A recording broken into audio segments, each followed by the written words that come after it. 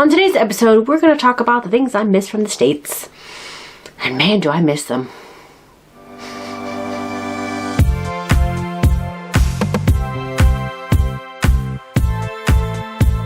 Hallöchen Lieblings, I'm Mari, science fiction and fantasy author who's been living in southern Germany since 2014. Today I'm going to talk about the things I missed from the US while living here in Germany.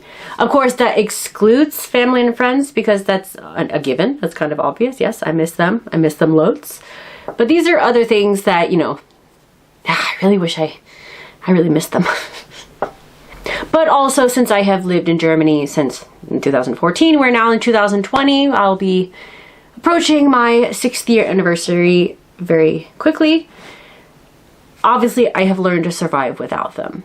But before we get started, hit the subscribe button and ring the bell if you haven't already. Here on Adventures of Lamari, we talk about writing, living abroad, and everything in between.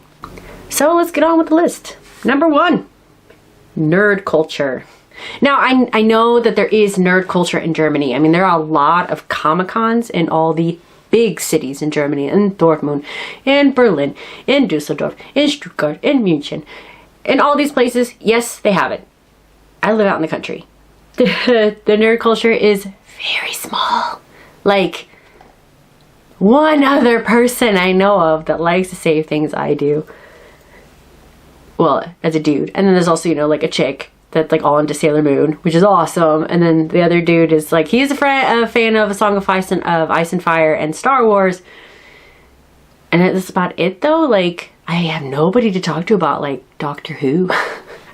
I mean, like, I'm a nerd. I am a huge nerd. It's like, for everybody else around me, because they're not nerds, it's an embarrassment how much of a nerd I am. But for me, I let my freak flag fly. I love it. I love it, man. I love being a nerd. Love it. Like, to give you an idea how much of a nerd I am, so my friends from high school, we call ourselves the Fellowship, because when we were in high school is when Lord of the Rings came out, and it was like our thing. We went to all the openings, and it was always like during finals, of course, but who cares? Who cares about finals? No, seriously, guys, no. Finals are important. Finals are important. Anyway, so, when this came out, we actually learned the Elvish alphabet. We actually learned the Tangwar script, specifically. And it's not that we learned the language, it was more just learning the alphabet, and so it was writing in English, but with the Tangwar alphabet. We would actually write all of our notes to each other in Tangwar. And we did this on purpose because, especially, we all definitely had a class together in English. This was freshman English, and our teacher, Mrs. Craycraft, if she caught you passing notes, she would take the note and would read it in front of the whole class. So you can imagine our like nerdfully joyness, how our teacher caught us passing notes and opened it to read it out loud to find it was all in Tangwar. Oh man, we laughed so hard at our expense. We were such shits. Number 2, a good thunderstorm.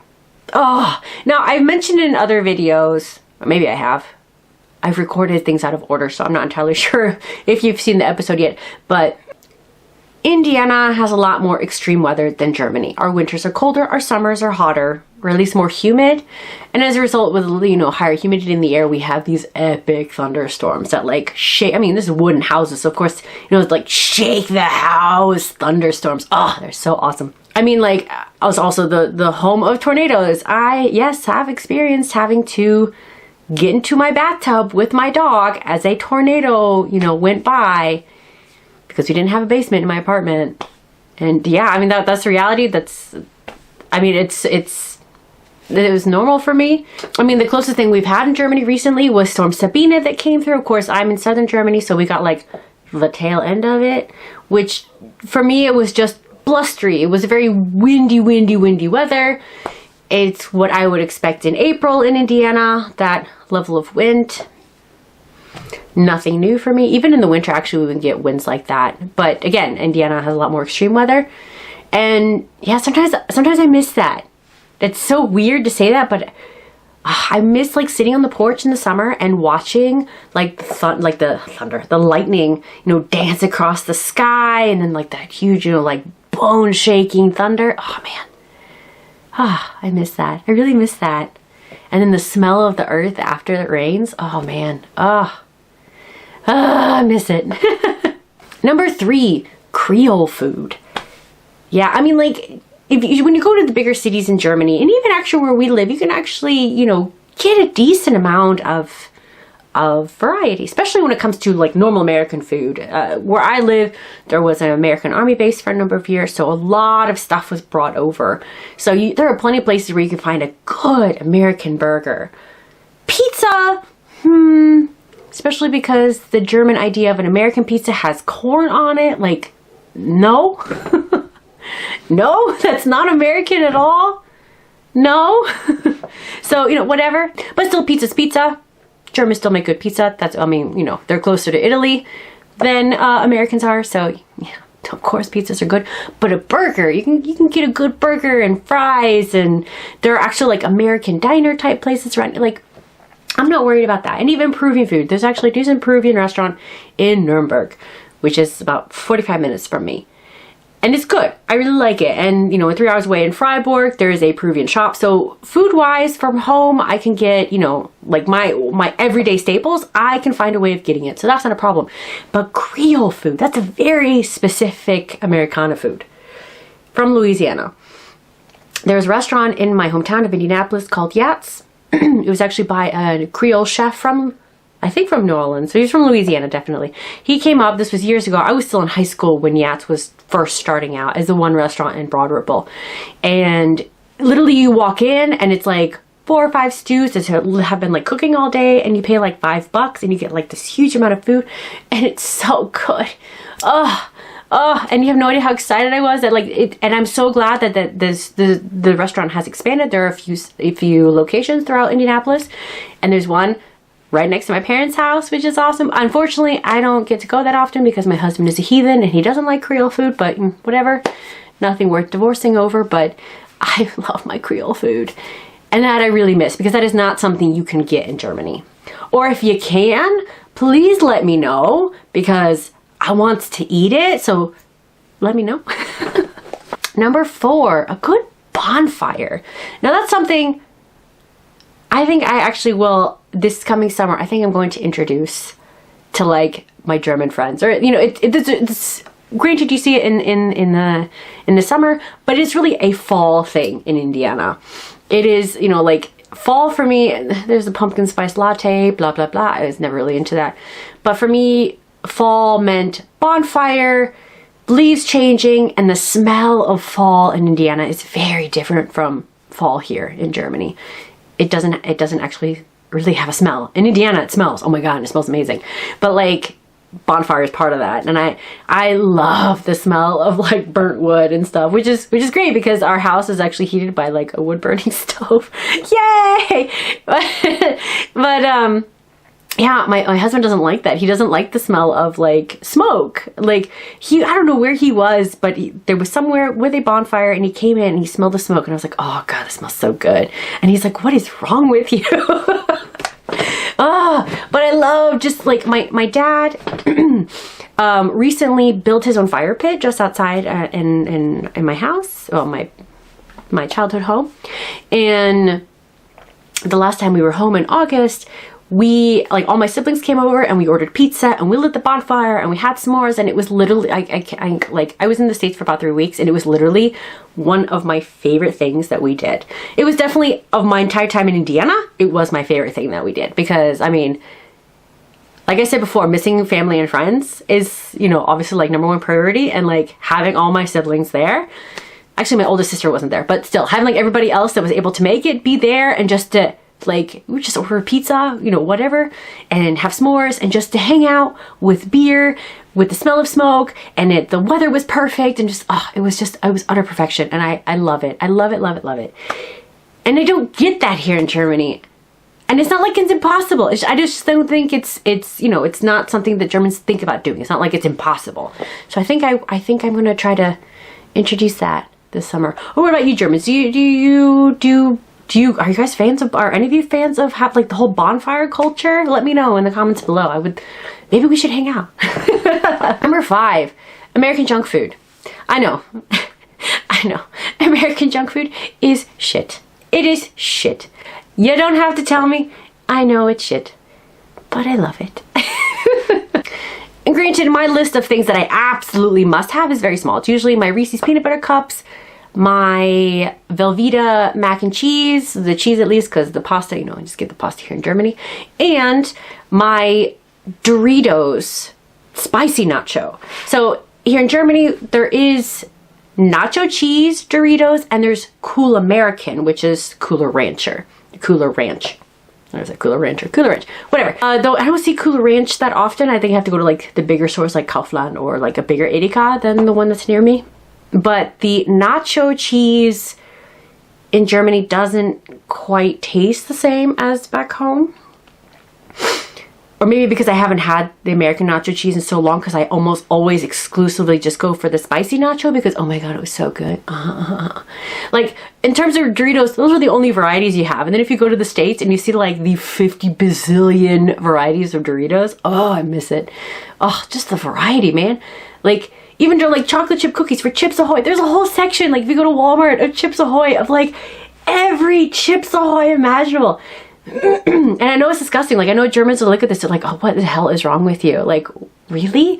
But I think the best way to describe American junk food is a quote from Jurassic Park, where Jeff Goldblum's character, they just learned about like how they were able to create dinosaurs and they watched one hatch and all this, like, oh, the miracle of life and blah blah blah. And he sits around, he's like, you were all so focused on whether or not you could do it, you never sat down and asked if you should. You go to like an Indiana State Fair and they have, like deep fried butter and deep fried, like, you go there and you find out what's the deep fried shit they're deep frying this year. Like, yeah, I get it. American junk food is shit. And most of it I'm not a fan of myself. I was not, my parents did not really allow me to like deep dive into American junk food culture that much. So of course, like, what I like, still, I feel like for Germans is still like too extreme, but whatever.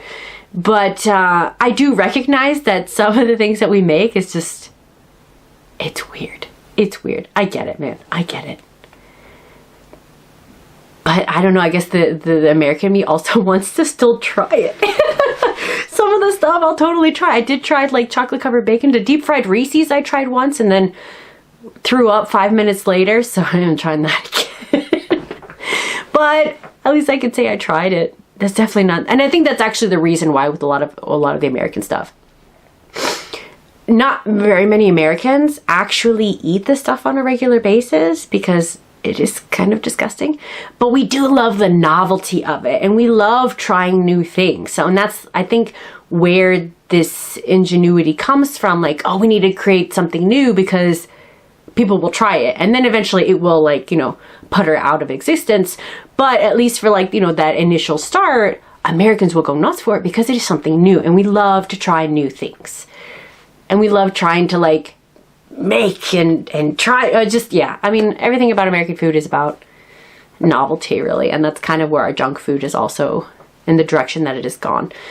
Just FYI, Americans actually not many Americans actually eat this stuff on a regular basis. Also, I do want, before I go to the next topic, I do want to shout out to my sisters. Thank you so much for sending me literally my weight in Reese's for Christmas. And also thank you to my parents for having to deal with said weight in Reese's to bring it over to Germany for Christmas. My husband and I pretty much ate all those Reese's in like 2 weeks. I OD'd on Reese's. I'm good for a good while. Well, except for now, though. It is around Easter, and Reese's Easter eggs, man. Like, that's like the perfect combination. But whatever. I'll live another day. Number 6. American helpfulness and friendliness. Now, I've gotten some shit about this before. About, oh, you think Americans are so friendly and blah blah blah, but they're fake. And I can actually make a whole other video on that and prove to you how wrong that is. But I know if you're not used to it, your automatic assumption is to assume that Americans are fake. Can't really do anything about that, but I can tell you as an American, that's not true. A lot of Germans had told me, like, especially their first trips to the United States, not just the United States, but even to Canada, how surprised they were that as like Americans or Canadians, they would just sense if they see somebody who appears lost, they will immediately go and help them, like totally unprovoked. One of my aunts who lives in, well, near Dusseldorf, she is another Peruvian married to a German. Her and her first trip to the United States, she told me she was super surprised. She went to a Starbucks and was paying in cash and was, I don't know, was lacking maybe like 25 cents or something. She didn't have enough. And somebody behind her was just like, oh, here you go. And just like handed her the money that she needed. And she was just super surprised. And her quote, I kid you not, was like, what happened, like in Germany, you can expect Germans, if they see, you know, if they see you lying like half dead on the street, they'll just like walk over you. Granted, that is a very extreme case. And I think my aunt, who's also a non-German, is rather jaded.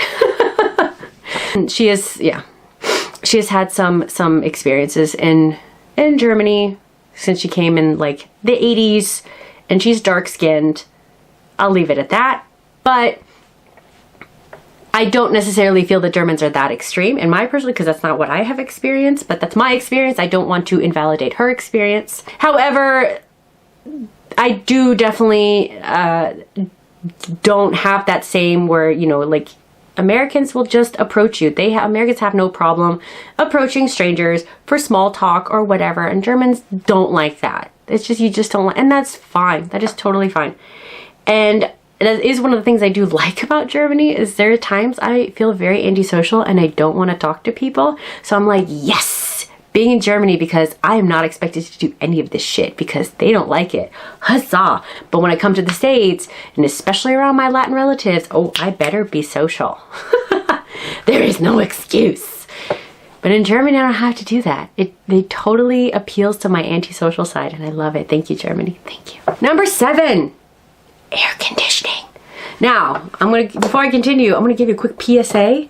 As somebody who was a microbiologist for 10 years, you can't get sick from air conditioning. Repeat, you cannot get sick from air conditioning. You can get sick from bacteria and from viruses, which could be in your air conditioning duct, because wherever those air conditioning is, those assholes don't clean the air conditioning units, but not from air conditioning specifically. All it can do is exacerbate the present situation by blowing it directly into your face. But I can tell you, especially if you are a European coming to the United States, even if there wasn't air conditioning, don't be surprised if you do automatically get sick, because it is a new continent and there's new bacteria that your immune system is not used to. Again, microbiologist for 10 years, and you can tell me, you know, like whatever anecdote, what you say is fact, it's not. And it bothers me. It bothers me. And I know like some people say that they get sick when they have air conditioning blowing directly on them. And again, it's not the air conditioning itself. It could literally just be blowing the bacteria that's already in the air that your body's not used to directly in your face, and making you sick faster than without air conditioning. But you know, whatever. I do admit though, Americans do go extremes with air conditioning. My parents are not people that really like a lot of air conditioning, so our house has always been comfortable. Like my German husband has never complained about the air conditioning in our house, because it's always like around 20 degrees, 20, 22 degrees, so which is how we have our house here anyway. That's how we aim for our house, since we don't have air conditioning in this house. But even in the winter, that's usually about the temperature. We try to keep the house, so you know what I mean? Like we don't like it to be very cold. But I had friends when I was growing up where I'd have to wear gloves in the summer in their house because it's that cold. And I never liked that. Or actually, the last time I went home in August, we went shopping with my mom. Well, my husband and I went shopping with my mom at this outdoor outlet mall. And I went with a long sleeve shirt. And my mom was like, why are you wearing that shirt? We're going to be outside. I'm like, you're going to be outside, but all the stores are going to have such ridiculous air conditioning. I'm going to be cold by the end of the day. And lo and behold, I was still cold at the end of the day. Even my mom was like, oh, you were so smart. And I was like, I know, because Americans are cray-cray with air conditioning. So I just like enough to be, really, I just needed to sleep at night. That'd just be nice, because, you know, especially with climate change and everything, Germany is getting hotter. And you know, Germany didn't need air conditioning before, and I get it. Like, it's, you know, it's now getting to the point where, yes, for health reasons, you are going to need it, but of course you will still want to find ways that are more environmentally friendly for air conditioning. So, and I get it. Like, that's also where I am as well. Like, we want to have air conditioning, but we also want to find a way that's more like, I don't know, that's environmentally friendly. So we're looking for that, especially once summer comes with the pug, you know, 26 degrees Celsius. I don't remember what that is in Fahrenheit, but that is actually the like the highest temperature that a pug can be comfortably. And last year, you know, we got up to like well above the 30s and the 40s, and our apartment where we live is in the attic, which means it's even hotter because all the heat rises. So, you know, we're trying to figure out stuff not just for us, but for our dog, because when she's, you know, home while we're at work, that's really unhealthy. That is really unhealthy. And not having air conditioning in our house is something that I do have concerns with. Like, for me, whatever, I can deal with it. Like I said, at night, I would, you know, I like to be just a little cooler because to be able to sleep. But during the day, I can, you know, I'll bitch about it, but I can deal without having air conditioning. I'd rather actually be hot than cold, so it's okay, but it's nice having the option. Number 8 is card culture. Now, Germany is getting better. In the 5.5 years that I've lived in Germany, I have noticed that it is becoming more and more prevalent to be able to use cards in Germany, and I'm really, really happy that it's going in that direction. It's still, you know, kind of annoying. I mean, I'm used to it now. Honestly, it's really, like, in the beginning, my first year, I hated it with a passion, but now I'm just, it is what it is. So I'm very grateful that, you know, Germany is very slowly going towards, you know, card culture. It's still going to be a while before they're like, you know, say Sweden, for example, that pretty much does everything with card, which was really nice when I went to Sweden because I didn't have to change money.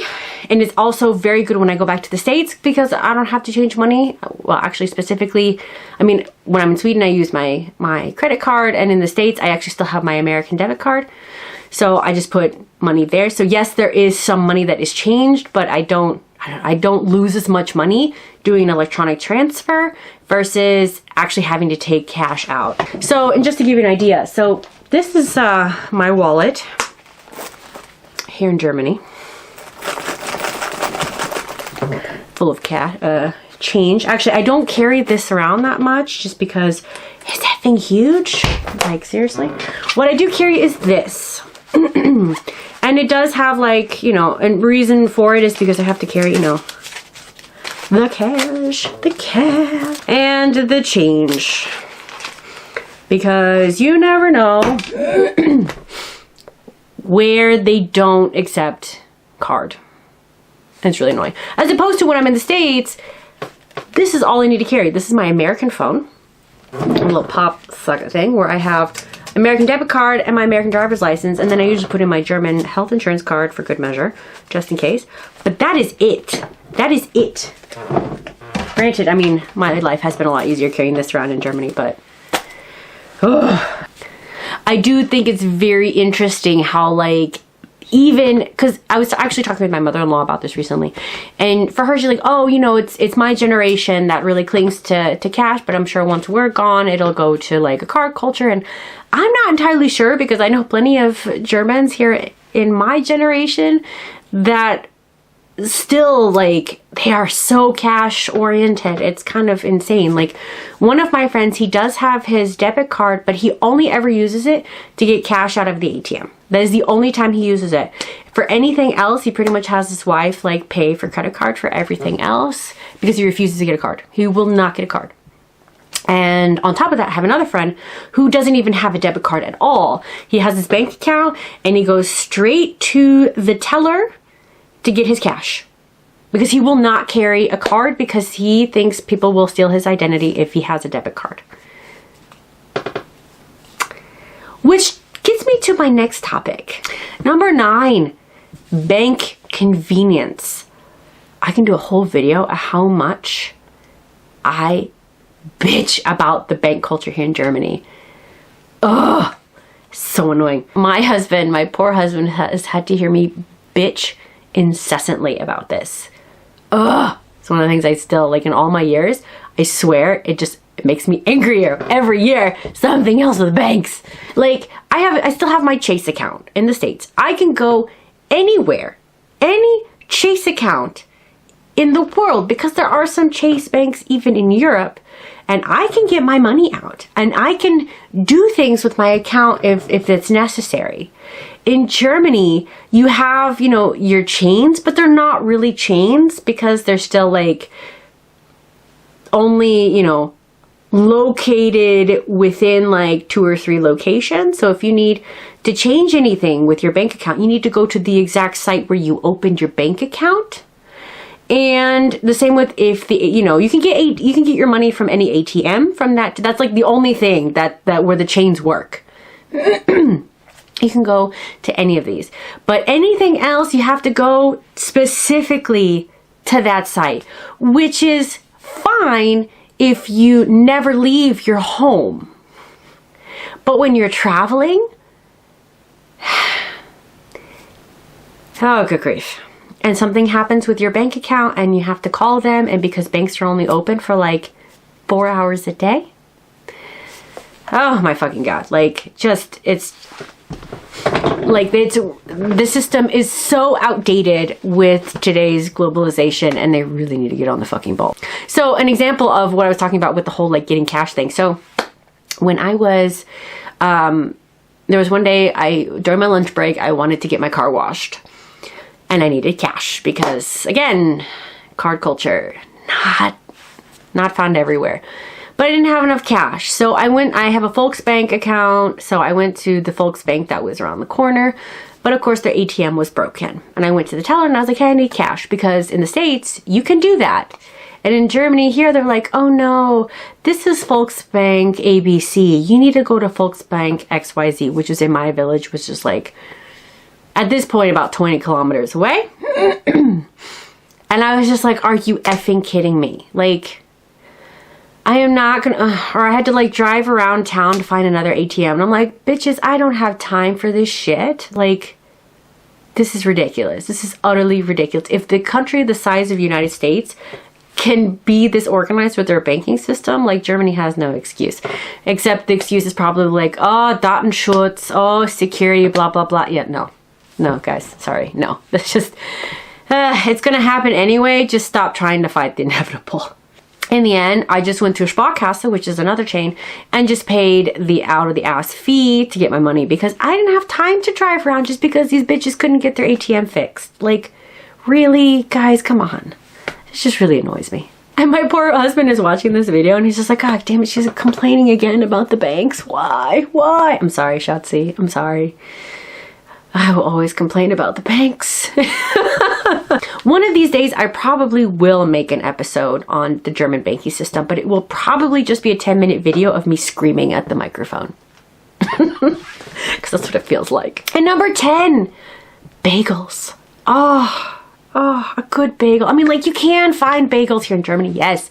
But you can only find, like, okay, white bread bagels, or as Germans would refer to as wheat, though Americans, we see wheat as different, or whole grain, which Americans call wheat, FYI.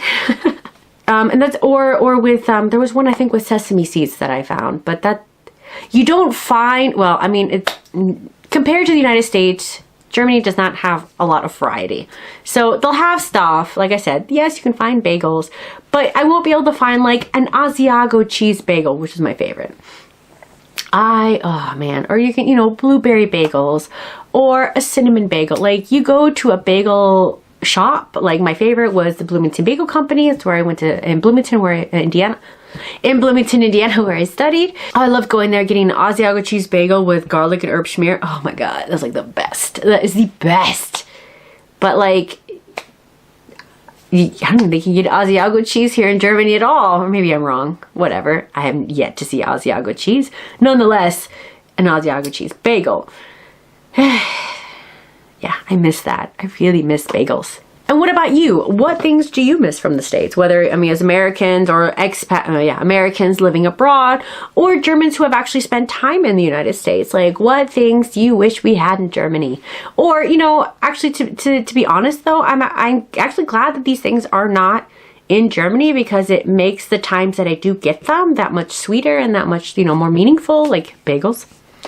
So yeah, for the most part, I am okay. Like I said, I have learned to survive without everything on this list. So, you know, it's not like, oh, I must have these things, but, you know, from time to time, it is nice to have them. So I still miss them once in a while. But let me know what things you miss in the comments below. And that's it for today. Thank you for joining me. If you're new here, please consider subscribing and give this video a thumbs up. It lets me know that you like content like this and you want to see more. If you have any comments, questions, or topics you would like to see on this channel, please let me know in the comments below. The God Queen is available in both ebook and paperback. I have all the links for the book in the description below. And don't forget to connect with me on social media, whether it is through Instagram, Facebook, or Twitter. And that's it for today. Until next time, adieu!